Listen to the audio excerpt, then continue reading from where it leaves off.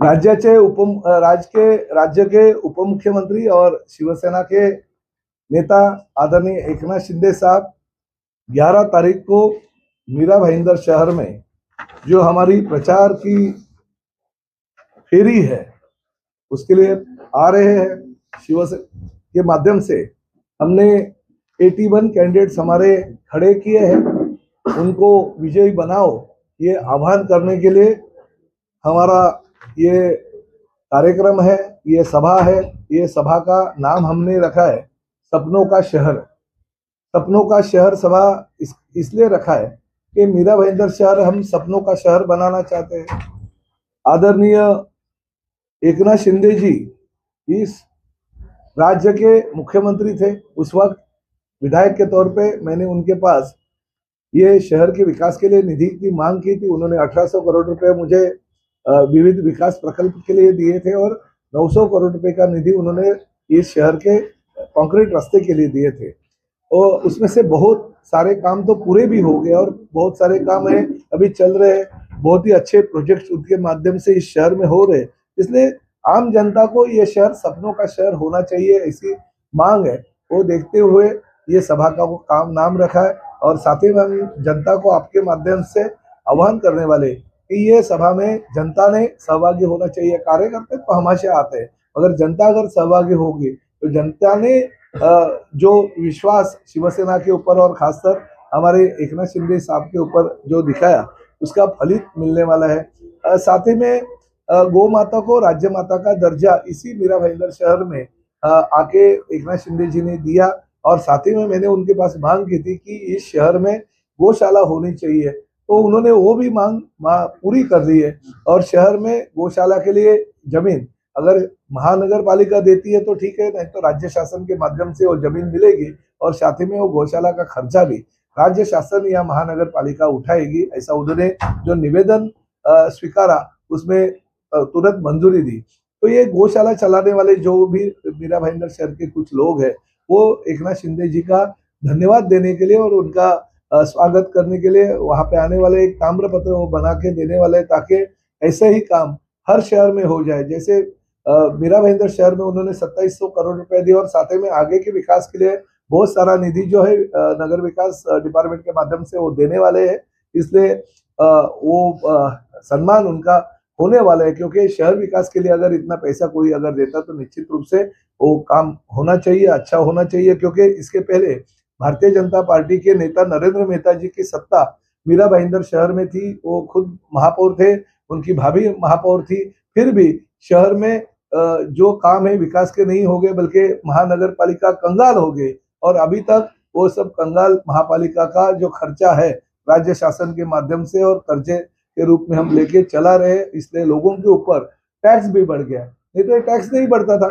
महानगर पालिका के पास पैसा नहीं है, इसलिए लोगों के जेब से पैसा निकालने का काम ये महानगर पालिका अभी कर रही है, क्योंकि मेहता जी ने पूरी कॉर्पोरेशन को कंगाल करके छोड़ दिया है। तो अभी जो पुराना हो गया वो हो गया, मगर पिछले 3.5 साल के कार्यकाल में जब भी मुख्यमंत्री के तौर पे हमारे एकनाथ शिंदे जी थे और मैं अभी मंत्री बना, तो ये सब काम हम पूरा करें और मीरा भाईंदर शहर को विकसित शहर की ओर ले जा रहे, इसलिए उनकी सभा होगी और निश्चित रूप से लोग उनका सम्मान करेंगे। तो सभी जनता को मैं आपके माध्यम से आह्वान करता हूँ कि आप आइए। उसी के साथ साथ हमारे राज्य के लोकप्रिय मुख्यमंत्री तथा विधिमंडल के हमारे नेता आदरणीय देवेंद्र जी फडणवीस ये कल आ रहे शहर में, तो मैंने उनके स्वागत के भी बैनर शहर में लगाने के लिए हमारे लोगों को बोल दिया, जो अच्छे अच्छे चौक में उनके स्वागत के बैनर लगाएंगे। क्योंकि ठीक है, प्रताप सरनाईक का नरेंद्र मेहता ने अपमान किया, कार्यालय में बुला के 50 मिनट बिठाया, मगर ये जो है मेरे नेता है, मुख्यमंत्री है। इलेक्शन 15 तारीख को हो जाएगा, मगर 16 तारीख के बाद में तो हमें राज्य चलाना है और साथ ही में विधिमंडल में और कैबिनेट में बैठना है। तो मेरा कर्तव्य बनता है कि हमेशा की तरह उनका स्वागत मैं करूं। वैसे तो मेरी इच्छा थी कि हेलीपैड पे चला जाऊं और उनका सम्मान करूं, मगर फिर भी राजनीतिक ये नरेंद्र मेहता ने युति नहीं होने दी, इसलिए शायद वहां पे जाना उचित नहीं होगा, इसलिए मैं बैनर ही लगा रहा हूँ। मगर मैंने स्पष्ट रूप से देखा है ते मुंबई, ठाणे, वसई विरार येथील महायुतीचे शिल्पकार यानी तीनों जगह पे देवेंद्र जी ने हमें सपोर्ट किया, इसलिए यहाँ पे युति तीनों जगह पे हुई, मगर मीरा भाईंदर में नहीं हो सकी क्योंकि 6 महीने पहले ही मुझे मुख्यमंत्री जी ने कहा था कि प्रताप तू टेंशन मत ले, चिंता मत कर, मीरा भाईंदर शहर में मैं युति कराऊंगा। फिर भी नहीं हुई।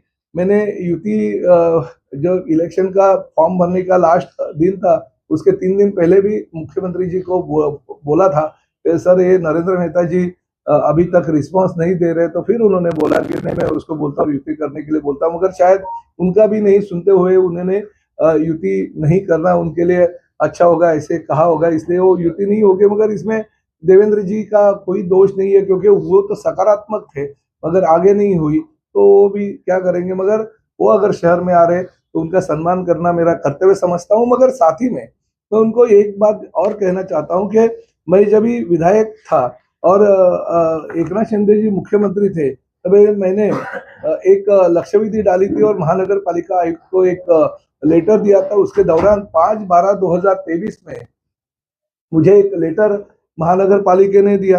वो लेटर में जहां जहां पे 7-Eleven कंपनी का काम है उसके बारे में जानकारी दी थी।